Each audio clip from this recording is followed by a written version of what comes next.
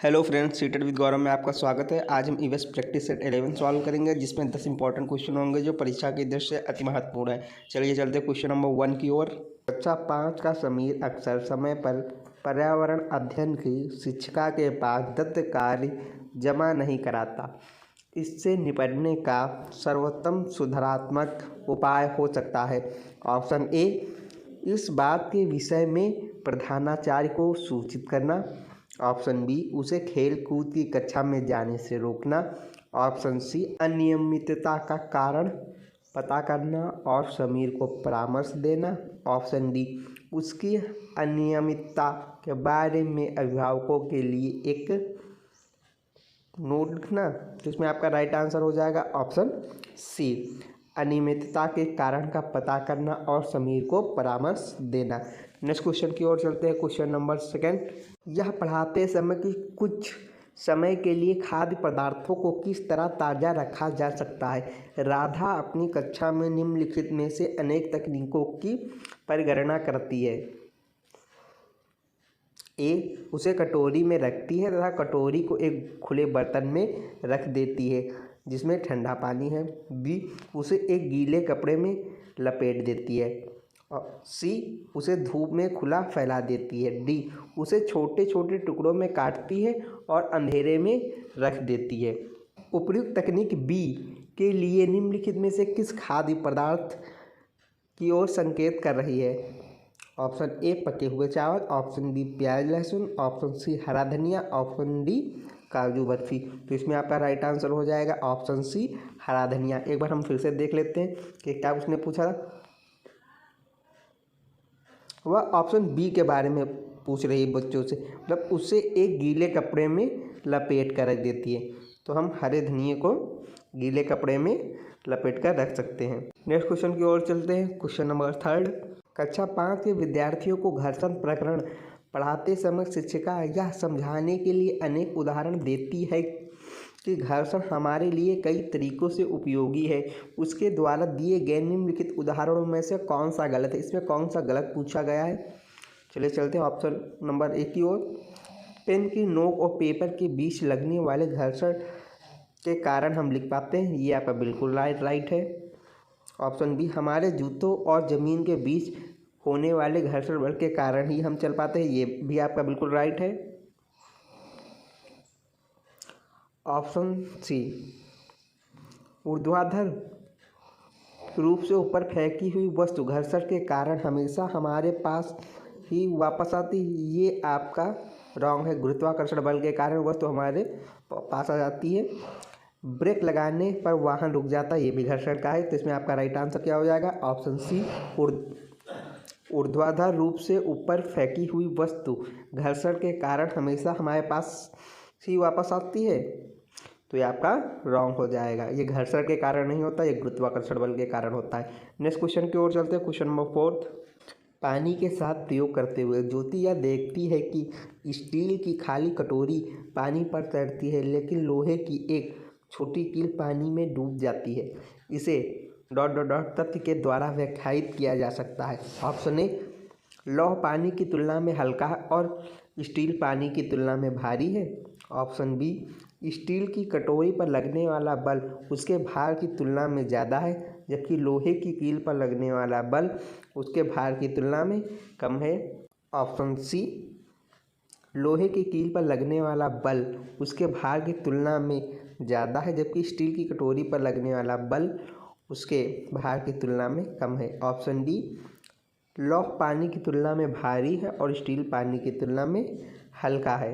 तो इसमें आपका राइट आंसर क्या हो जाएगा। तो इसमें आपका राइट आंसर है ऑप्शन बी, स्टील की कटोरी पर लगने वाला बल उसके भार की तुलना में ज़्यादा है, जबकि लोहे की कील पर लगने वाला बल उसके भार की तुलना में कम है। नेक्स्ट क्वेश्चन की ओर चलते हैं। Question number 5। वायु प्रदूषण प्रकरण पढ़ाने के लिए 4 अलग अलग विज्ञान शिक्षक 4 तरह के शिक्षण पद्धतियों का प्रयोग करते हैं। निम्नलिखित में से कौन सी पद्धति सबसे ज़्यादा उचित है। तो इसमें सबसे बेस्ट पद्धति के बारे में पूछा गया है। ऑप्शन ए, प्रकरण पूरा करने के बाद अभ्यास में दिए गए सभी प्रश्नों के उत्तर लिखवाना।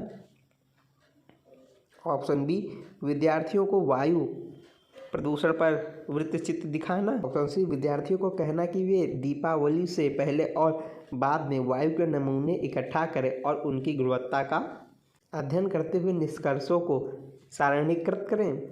ऑप्शन डी विद्यार्थियों को पाठ्य पुस्तक में से प्रकरण का सस्वर पठन करने के लिए कहना और संकल्पना शब्दावली का अर्थ स्पष्ट करना। तो इसमें आपका राइट आंसर हो जाएगा ऑप्शन सी विद्यार्थियों को कहना कि वे दीपावली से पहले और बाद में वायु के नमूने इकट्ठा करें और उनकी गुणवत्ता का अध्ययन करते हुए निष्कर्षों को सारणीकृत करें।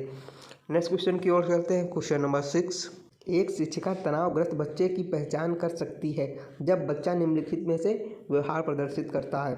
ऑप्शन ए आक्रामक व्यवहार, ऑप्शन बी पढ़ाई में पूर्ण एकाग्रता, ऑप्शन सी बहुत बात करना, ऑप्शन डी हाइपर एक्टिविटी अति सक्रियता।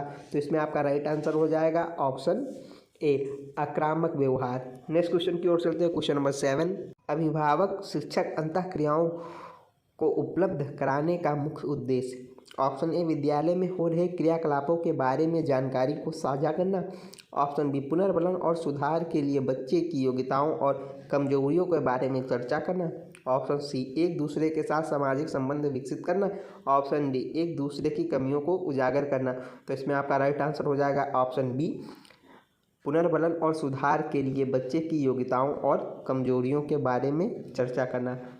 नेक्स्ट क्वेश्चन की ओर चलते हैं। क्वेश्चन नंबर 8, सभी बड़े शहर सड़कों पर भारी संख्या में वाहनों के कारण पर्यावरण प्रदूषण की समस्या का सामना कर रहे हैं। पर्यावरण संरक्षण के लिए लोग व्यक्तिगत रूप से ... के माध्यम से अपना योगदान दे सकते हैं।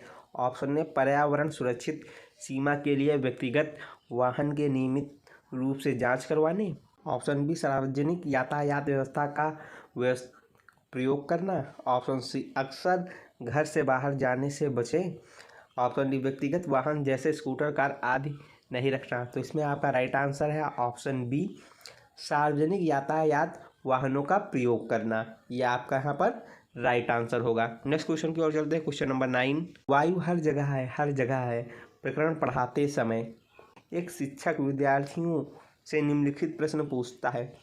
क्या मृदा में वायु है? क्या पानी के अंदर वायु है? क्या हमारे शरीर में वायु है? क्या हमारी हड्डियों में वायु है? शिक्षक शिक्षार्थियों में निम्नलिखित में से कौन सा कौशल विकसित करने का प्रयास कर रहा है? ऑप्शन ए वर्गीकरण कौशल,